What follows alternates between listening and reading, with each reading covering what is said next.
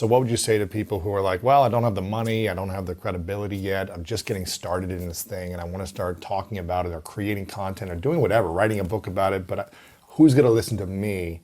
What would you say to those people? I think you just got to do it. It got to a point for me where I guess the intuition of like, I want to be doing this, why am I not, started getting to a point where I just felt, if I don't do it now, I'm never going to do it. Right. And then I thought to myself, would I look back in the future and regret not doing this? And then I thought, yes. And so I secretly made a YouTube channel and filmed a video during an open house. And I just with my iPhone, one taked it. And I did multiple takes trying to get ready for it because people would walk in the house. I'd like put my camera down.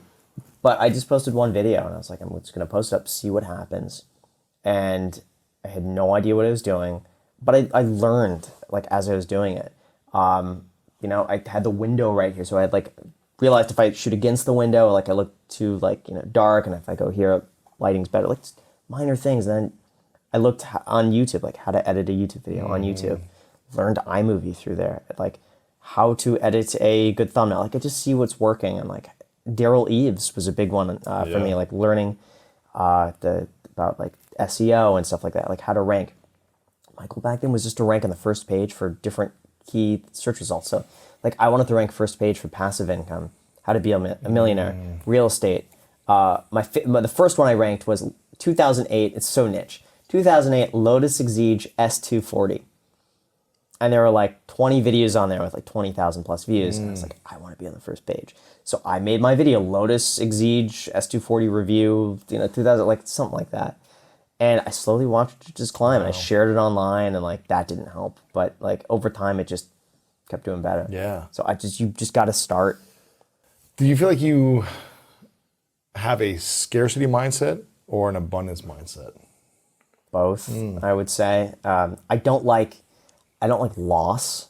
So I'm really like risk adverse when it comes to stuff like I'm okay losing a certain percentage because it's like, okay, if you have $100, if you lose a penny, it's not that big of a deal. So it's like things like that in terms of a percentage don't faze me. But just in general, I'm really against loss. So like whatever I get, I'm very conservative with it because I want to make it last. So in terms of that, I would say a scarcity mindset.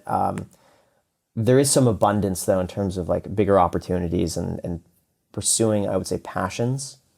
I'm not afraid to do that anymore. But financially, I'm just very conservative. Yeah. What's the investment you've made that had the biggest loss?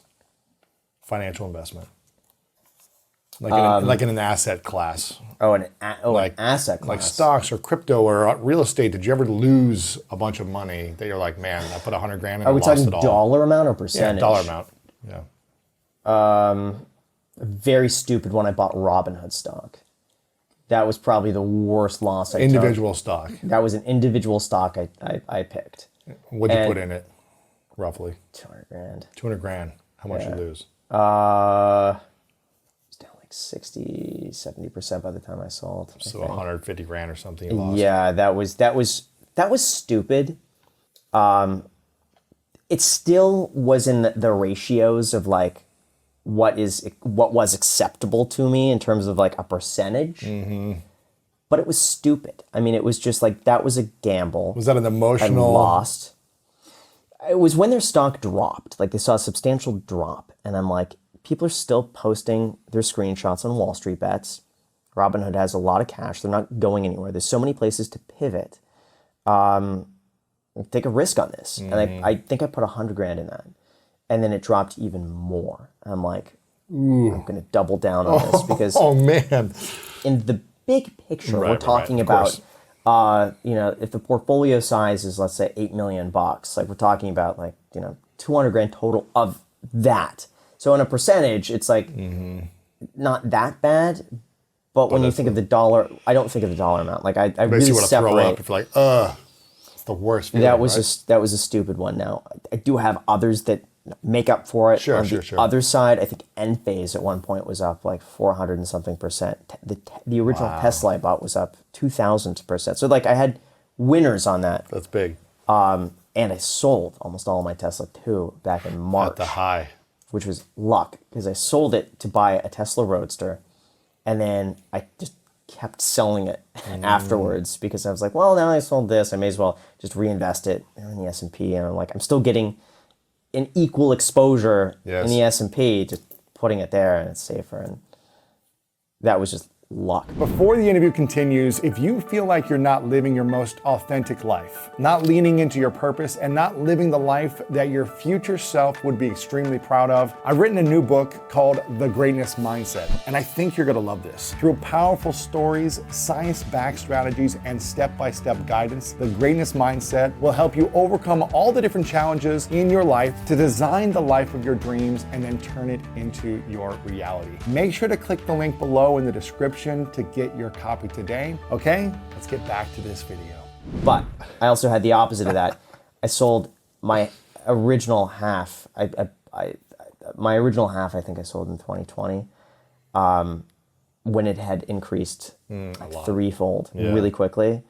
Looking back, I mean, that's still way cheaper than it is today. Like, it's crazy. oh well, you win some, you lose some. So that's why it's like individual stocks, such a tiny part of my portfolio, but looking back, it's just stupid stuff. I would have been better off just putting all of it. The index fund. But, yeah, I mean, you get it out of your system. Yeah, of course. I'm curious, you've been talking about your prediction on your channel for what's going to happen this year.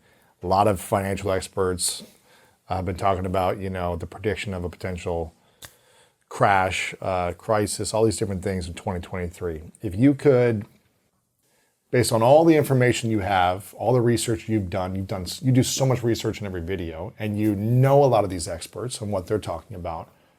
If you could have a magic ball and see what is going to happen in 2023 over the next 6 to 12 months, what do you think is likely to happen? Anything that I think is going to happen, just like the opposite does always. So I've just accepted that the best thing that I could do is like look at historical data and just extrapolate based on that over the next 10 years. I think 2020 has shown us like everyone is wrong. Like no one could have predicted what would have happened. No one could have predicted the Fed turning around as quickly as they did. It was like pumping in that much money. Yeah, like all of that was so sudden that like there aren't models that exist to account for stuff like that. So I just think, in terms of that, I have no clue. Yeah. What are the experts saying? Are they saying there's going to be more inflation? What's funny is that whatever you want to see, you could find experts saying exactly that. So when you look at S&P 500 estimates, there are people guessing for the S&P to end at 5,000 or to end at 28. And so like if you could find reasons for and against anything.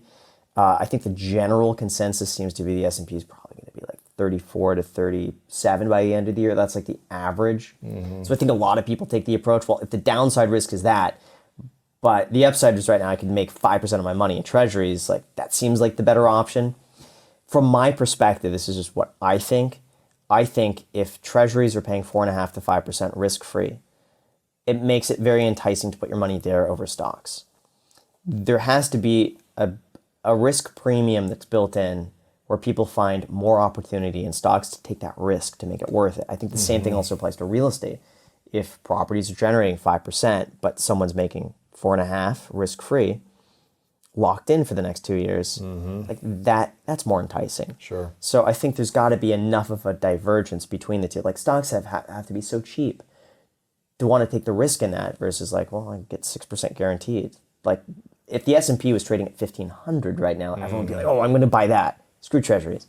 So I'm interested to see how that'll play out. Yes. I think a lot of people are waiting for the Fed to pivot, to pause, or to maybe even reduce. I don't think they're going to come out and say that that's their plan, because as soon as they do, then the market goes up and everyone starts spending again.